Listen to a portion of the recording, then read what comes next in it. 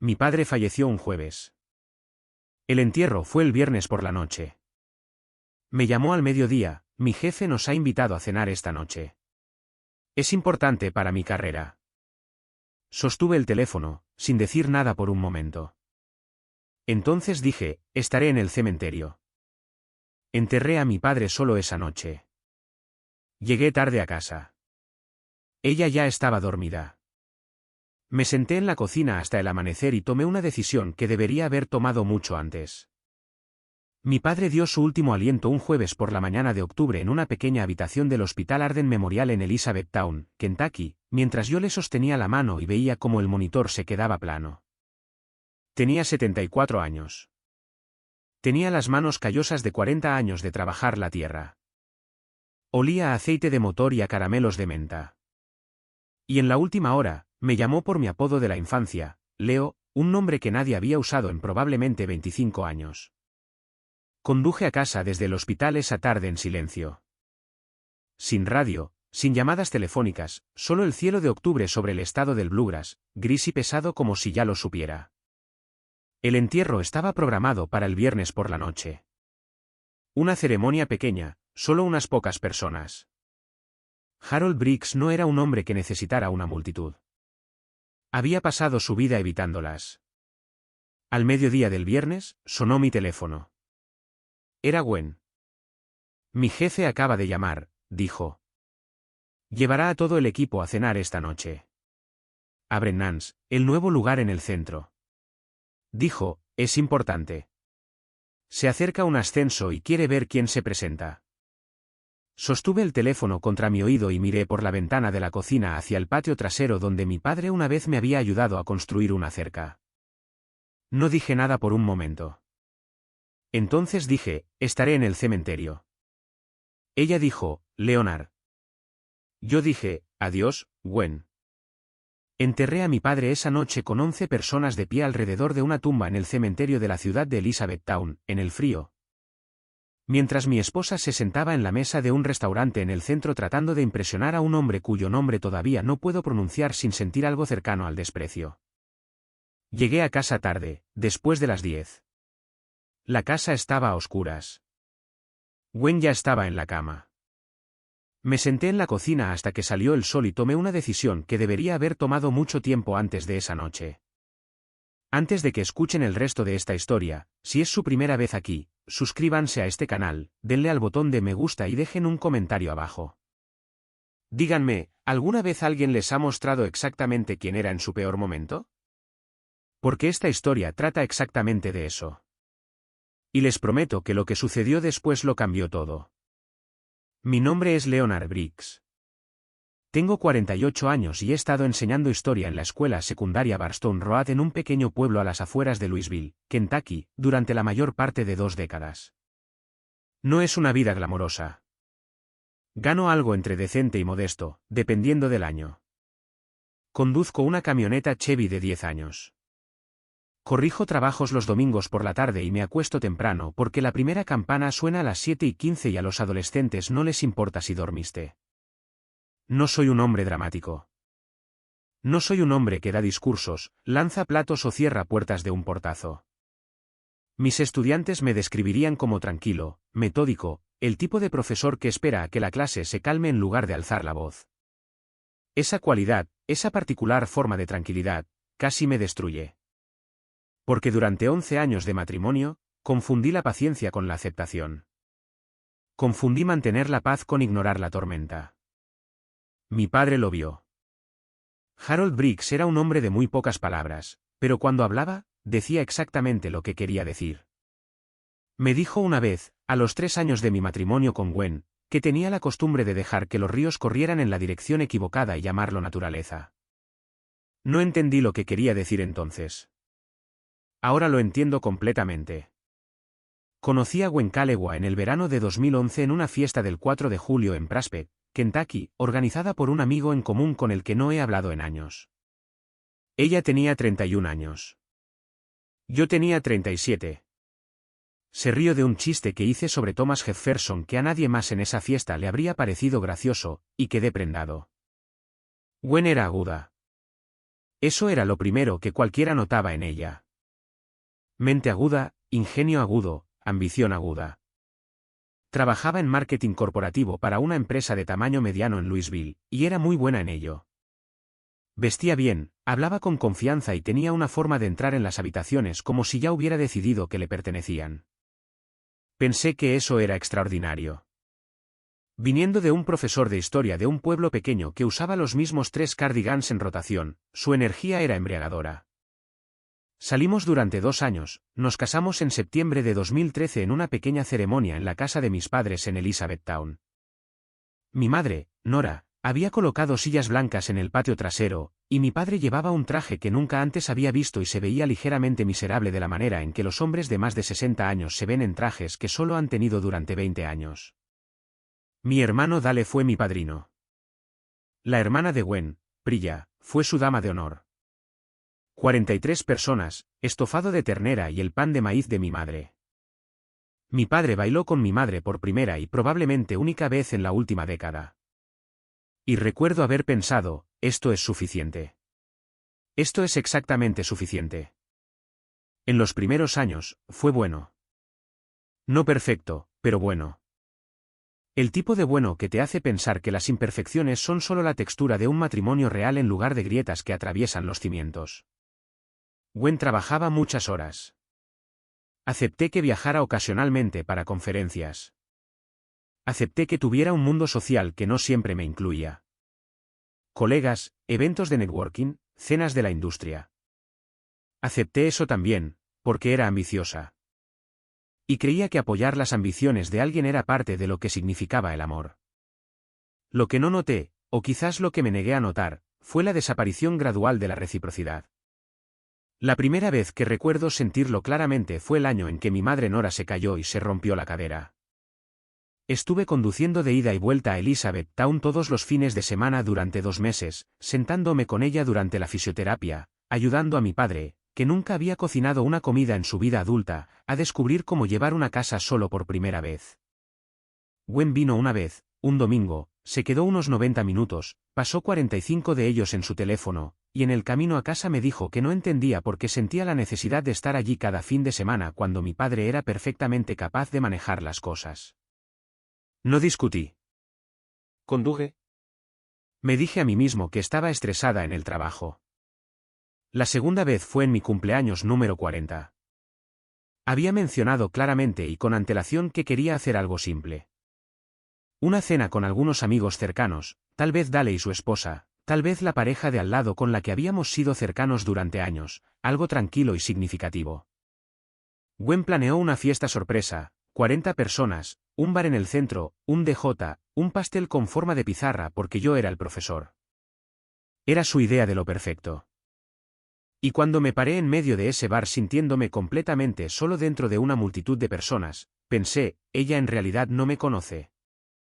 Después de 7 años, nunca se ha detenido lo suficiente como para conocerme. Sonreí. Agradecí a todos. Conduje a casa sin decir una palabra sobre cómo me sentía. Mi padre llamó a la mañana siguiente. ¿Qué tal el cumpleaños?, preguntó. Ruidoso, dije. Se quedó en silencio por un momento.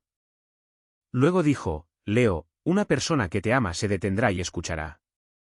No tienen que ser perfectos, pero tienen que detenerse. Le dije que todo estaba bien.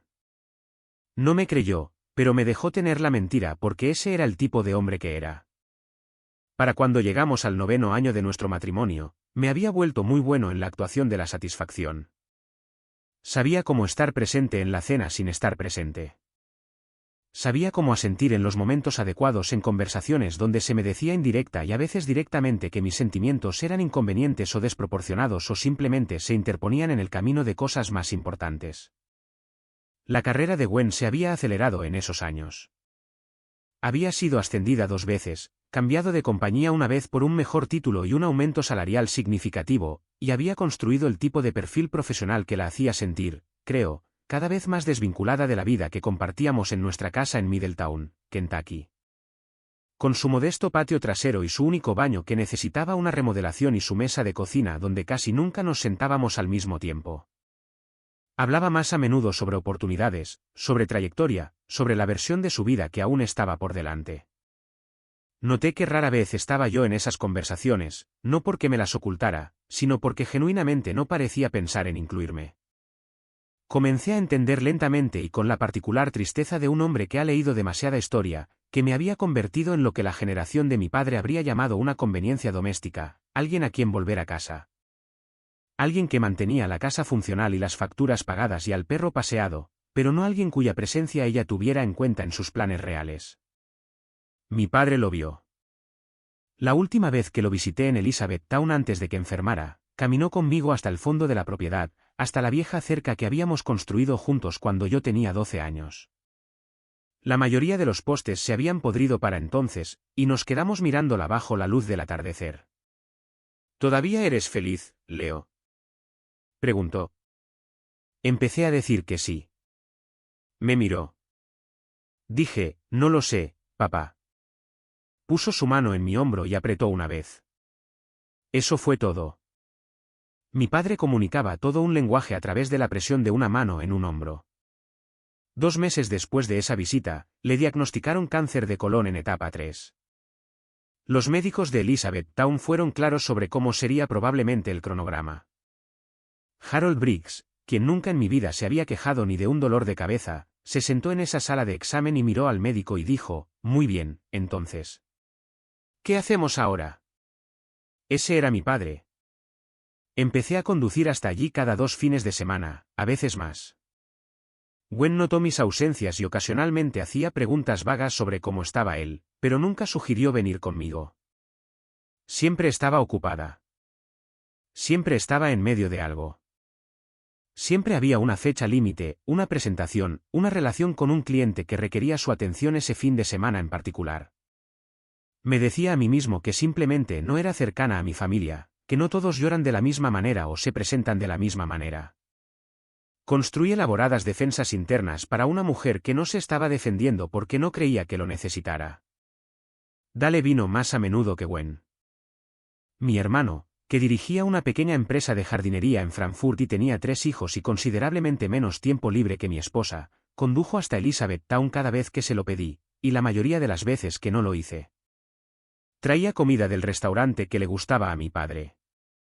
Se sentó con Harold durante las citas de quimioterapia sin inmutarse. Así es como se ve el amor cuando está haciendo el trabajo. Mi padre decayó más rápido de lo que los médicos predijeron. Para septiembre, estaba en el Arden Memorial. Para la primera semana de octubre, no iba a salir de allí. Me tomé 3 días libres de la escuela y me quedé en Elizabethtown la última semana de su vida. Dormí en su habitación de hospital en una silla que no estaba diseñada para dormir.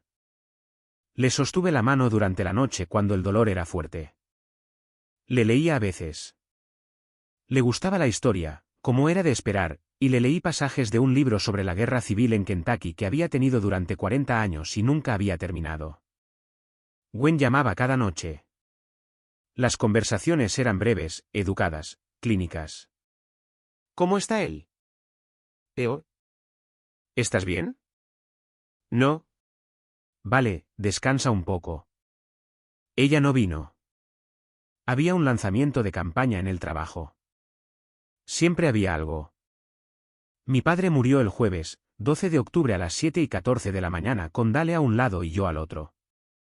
El monitor se quedó plano y la enfermera entró en silencio y Dale se cubrió la cara con las manos y yo me senté muy quieto y pensé en cada conversación que había tenido con ese hombre, desde que tenía 6 años y me enseñaba a identificar constelaciones desde nuestro porche trasero en Elizabethtown. Nombrando cada una en una voz que sonaba como si la tierra misma estuviera hablando. Harold Briggs, nacido en 1949, fallecido en 2023, un hombre que se presentó. Llamé a Gwen desde el estacionamiento del hospital.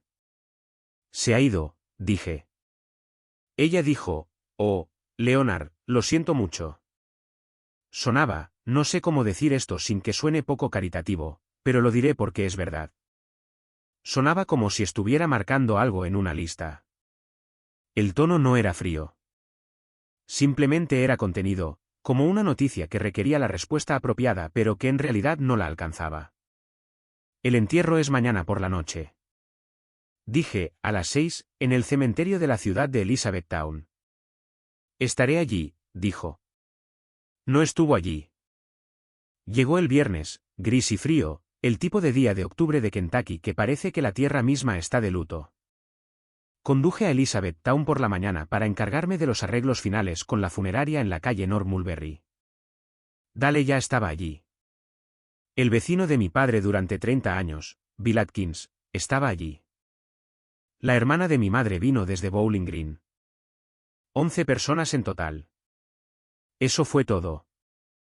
Llamé a Gwen a las 11 para saber cómo estaba. Dijo que se estaba preparando. Sonaba distraída. Al mediodía, mi teléfono sonó de nuevo. Estaba de pie en el cementerio mirando la lápida que habían colocado. El nombre de mi padre aún no estaba completamente inscrito, la hierba todavía verde y húmeda alrededor de los bordes del terreno abierto. Mi jefe acaba de llamar, dijo Gwen. Llevará a todo el equipo a Brennan's esta noche. Es un lugar nuevo que acaba de abrir en el distrito de Nulu. Dijo que es importante. Se avecina una reestructuración y quiere ver quién está lo suficientemente comprometido como para presentarse. El mundo se volvió muy silencioso. No un silencio dramático, solo el silencio particular que ocurre cuando algo de lo que has sido medio consciente durante años se vuelve completa e irreversiblemente claro. Gwen, dije. Sé que el momento es terrible, dijo rápidamente. Pero esta es mi carrera, Leonard. Esto no es algo que pueda simplemente reprogramar. Tu padre lo entendería. Era un hombre práctico. Metió a mi padre muerto en esa frase para justificar no venir a enterrarlo. Ese fue el momento. No un momento dramático, solo una puerta cerrándose. Estaré en el cementerio, dije. Leonard, por favor no te pongas así ahora. Necesito que lo entiendas. Lo entiendo, dije. Ese es el problema. Colgué. Enterré a mi padre a las 6 de esa tarde en el cementerio de la ciudad de Elizabethtown con Dale a mi izquierda y Bill Atkins a mi derecha y otras 10 personas que se habían presentado porque Harold Briggs les había importado. El ministro dijo unas palabras. Alguien había traído flores del jardín que mi madre cuidaba antes de fallecer. Dalias, sus favoritas, que mi padre había plantado para ella cada primavera durante 30 años sin que se lo pidieran. Me paré junto a esa tumba y pensé en presentarse. Pensé en todas las formas en que mi padre se había presentado en mi vida sin anunciarlo nunca. Simplemente aparecía en silencio cada vez que lo necesitaba, y se quedaba todo el tiempo que fuera necesario. Pensé en Gwen en la mesa de un restaurante en el distrito de Nulu de Louisville, levantando una copa, riéndose de los chistes de su jefe, calculando sus ángulos. Conduje a casa después de las 10. La casa estaba a oscuras. El perro me recibió en la puerta. El coche de Gwen estaba en la entrada. Caminé por la cocina y por el pasillo y pude oír su respiración desde el dormitorio, ya dormida. Volví a la cocina. Me senté a la mesa. El perro se acurrucó a mis pies. No encendí la televisión. No hice café. Simplemente me senté allí en la oscuridad con la muerte de mi padre y la elección de mi esposa y el silencio de una casa que había dejado de sentirse como un hogar. Tan gradualmente que no podría señalar cuándo exactamente había sucedido.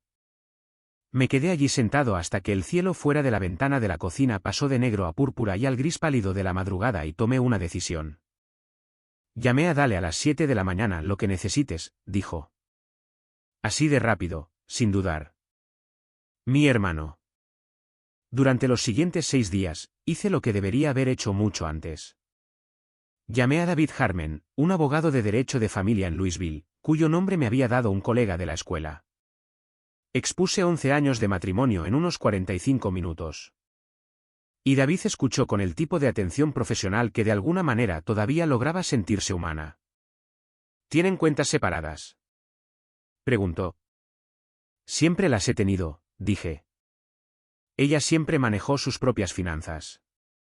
Bien, dijo. Eso simplificará las cosas. Repasé 11 años de vida compartida con la atención metódica de un hombre que ha pasado su carrera adulta enseñando a la gente a analizar el pasado. La casa era mía antes del matrimonio. La había comprado en 2010, tenía la escritura a mi nombre, había hecho cada pago de la hipoteca desde mi propia cuenta.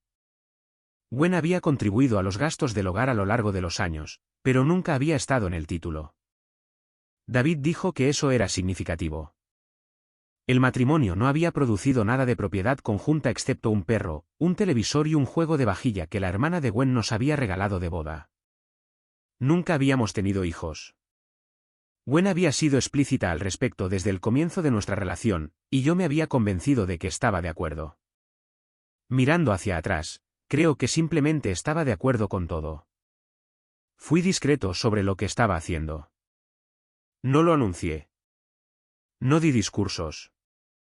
Simplemente hice citas y reuní documentos y continué yendo a trabajar cada mañana y corrigiendo trabajos cada tarde y paseando al perro cada noche.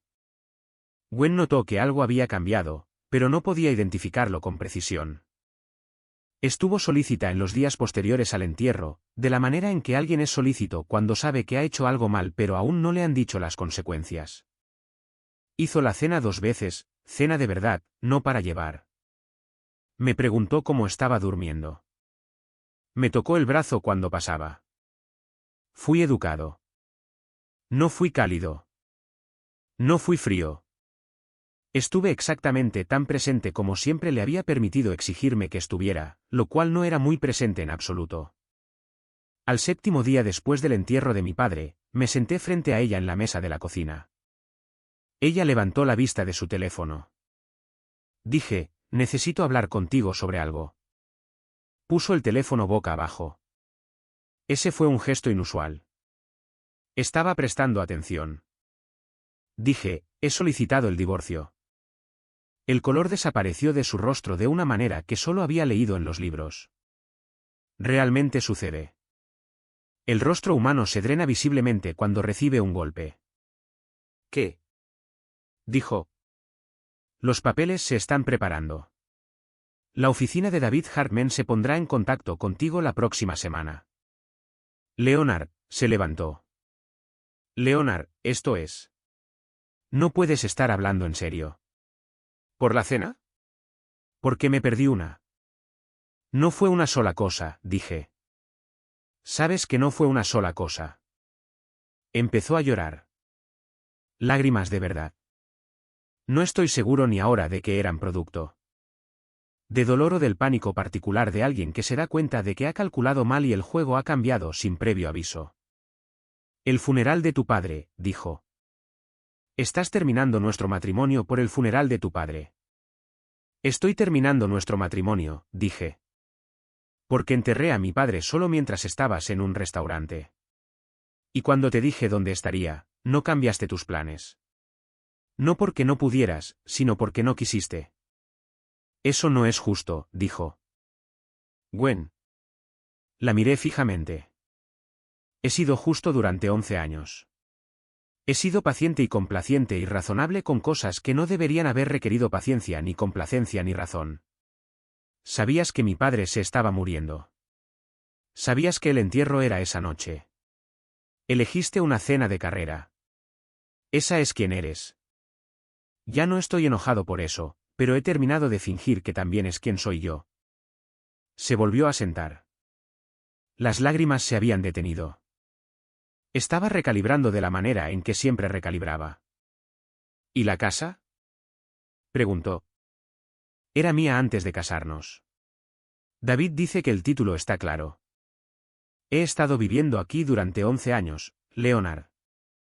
Y eres bienvenida a llevarte todo lo que te pertenece. Miró alrededor de la cocina como si la estuviera inventariando. Luego me miró y algo pasó por su rostro que podría haber sido lo más cercano al reconocimiento real que me había mostrado en años. No pensé que realmente harías esto, dijo en voz baja. Lo sé, dije. En parte por eso lo estoy haciendo. El divorcio se finalizó en marzo. No fue limpio, pero no fue catastrófico. Gwen contrató a un abogado que hizo algo de ruido sobre la distribución equitativa, pero David fue minucioso y la documentación era clara. Se fue en enero con su ropa, sus muebles, sus cosas de cocina, su vida profesional cuidadosamente mantenida y la vajilla de su hermana. Me quedé con el perro. Se llama Stoico. Mi padre lo había nombrado cuando lo adopté como cachorro hace 6 años, con el particular humor seco que Harold Briggs reservaba para los momentos en que estaba dejando claro un punto. Nómbralo algo que te recuerde lo que se supone que debes ser, había dicho. Ahora paseo a Stoico todas las noches por la misma ruta. Por la carretera, pasando la iglesia metodista, dando la vuelta a la manzana, de vuelta por el patio de la escuela primaria donde el equipo del patio de recreo refleja la luz de la calle. Es el tipo de paseo que te da tiempo para pensar sin exigirte que lo hagas. En las semanas posteriores a la partida de Gwen, llamé a Dale casi todas las noches. Él escuchaba sin ofrecer demasiado, de la misma manera que nuestro padre solía hacerlo. Su esposa, Priscilla, dejó platos de comida en mi puerta 2 veces sin llamar, que es una de las cosas más amables que una persona puede hacer por alguien que está de luto. No solo por un matrimonio, sino por la versión de sí mismo que se quedó demasiado tiempo en el lugar equivocado. Volví a dar clases. Mis estudiantes, que tienen 16 y 17 años y son en gran medida indiferentes a las vidas emocionales de los adultos, eran exactamente la compañía adecuada. Hay algo clarificador en pasar 7 horas al día explicando a los jóvenes por qué los seres humanos siempre han tomado las decisiones que han tomado. ¿Por qué caen los imperios? ¿Por qué la gente se queda demasiado tiempo y se va demasiado tarde? ¿Por qué la lección siempre es reconocible en retrospectiva y casi invisible en el momento? Creo que entiendo mejor mi propia historia por haber enseñado historia durante 20 años.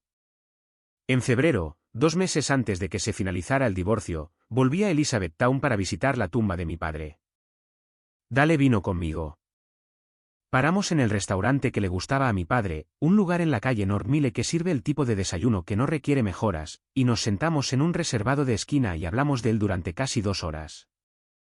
Le conté a Dale sobre la conversación en la cerca, sobre la frase que nuestro padre había usado, ríos corriendo en la dirección equivocada y llamarlo naturaleza. Dale asintió lentamente. Me dijo algo así una vez también, dijo Dale, sobre una situación diferente, pero la misma idea. Tenía esta forma de decir las cosas que hacía que se te quedaran grabadas. Tenía razón, dije.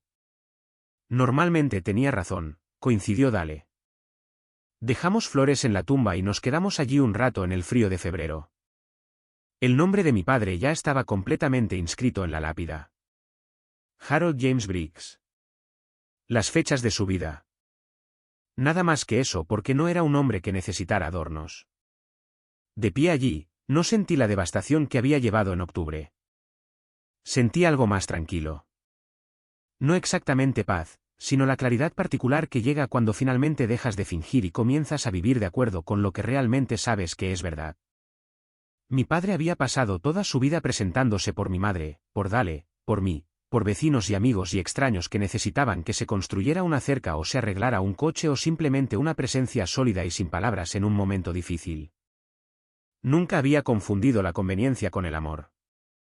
Nunca había calculado si valía la pena el costo de presentarse. Lo enterré solo porque la persona que se suponía que debía estar a mi lado en esa tumba estaba en un restaurante decidiendo si su carrera se vería mejor servida pidiendo el bistec o el salmón. Pero no lo enterré solo. No realmente. Tenía a Dale. Tenía a Bill Atkins. Tenía a 11 personas que querían a Harold Briggs lo suficiente como para estar en el frío por él. Y tenía la voz de mi padre en mi memoria diciéndome en la cerca que una persona que te ama se detendrá. No tienen que ser perfectos, pero tienen que detenerse. Gwen nunca se detuvo. Y yo finalmente, después de 11 años, lo hice. Estoy escribiendo esto en mi cocina. La misma cocina donde me senté hasta el amanecer la noche del entierro de mi padre. Stoico está dormido debajo de la mesa. La luz de octubre, hemos cerrado el círculo ahora, ha pasado un año, entra por la ventana en el ángulo que siempre hace que la habitación parezca una fotografía. Tengo 48 años. Enseño historia en un pequeño pueblo de Kentucky. Conduzco una camioneta de 10 años. Soy un hombre cuyo padre le enseñó cómo es presentarse y cuyo matrimonio le enseñó el costo de aceptar lo contrario. Ya no estoy enojado con Gwen. La ira requiere compromiso, y ella ya no ocupa ese espacio en mí. Tomó sus decisiones de manera consistente y clara, y el único error que cometió fue asumir que yo las acomodaría indefinidamente. Fui un hombre paciente. Sigo siendo un hombre paciente. Pero hay una versión de la paciencia que en realidad es solo miedo. Miedo a la confrontación, miedo a la pérdida, miedo a lo desconocido que existe al otro lado de una decisión difícil. Viví en esa versión durante 11 años. La noche que me senté en esta cocina hasta el amanecer, lo que entendí, finalmente, completamente, sin más negociación, fue que el costo de quedarse era más alto que el costo de irse. Que mi padre acababa de mostrarme con toda su vida cómo era amar a alguien sin reservas y que yo había estado viviendo en un matrimonio que me pedía que lo reservara todo. Un hombre que acaba de enterrar a su padre merece volver a casa con alguien que le pregunte cómo está. No alguien que ya está dormido porque tenía una cena de carrera. Algunas cosas, una vez que las has visto claramente, no se pueden dejar de ver. Mi padre lo sabía. Harold James Briggs, que trabajó la tierra y arregló motores y bailó una vez con mi madre en un patio trasero llevando un traje que no le quedaba bien, y parecía el hombre más feliz del mundo haciéndolo. Él sabía que el amor no es complicado cuando ambas personas realmente lo están haciendo. Pienso en él todos los días. Me estoy convirtiendo lenta e imperfectamente en el tipo de hombre que él era. Eso parece suficiente. Eso parece todo, en realidad. Leonard no terminó su matrimonio por una cena de trabajo. Lo terminó porque se dio cuenta de que estaba enterrando a su padre solo mientras su esposa estaba ocupada haciendo contactos. Gwen no solo se perdió un funeral. Usó la practicidad de su difunto suegro para justificar su propia fría ambición. La lección, una persona que te ama se detendrá. Si no pueden pausar su vida por tu hora más oscura, no tienen nada que hacer en tu vida por el resto de ella. Leonard finalmente aprendió que la paciencia es solo una forma lenta de ahogarse. En el momento en que Gwen eligió un restaurante de carnes en lugar de un cementerio, no solo perdió su asiento en la mesa.